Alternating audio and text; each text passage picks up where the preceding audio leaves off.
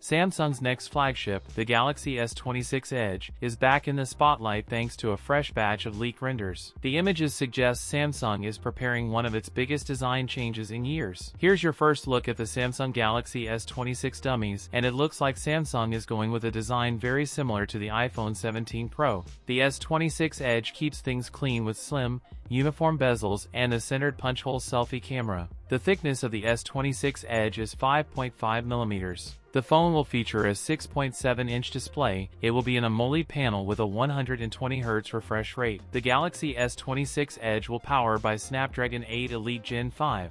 It will get up to 12GB of RAM and 512GB of storage. The Galaxy S26 Edge is also expected to arrive with an upgraded 50-megapixel ultra-wide camera. Samsung has reportedly found a way to increase battery capacity over the current Edge, going from 3,900 mAh to 4,200 mAh.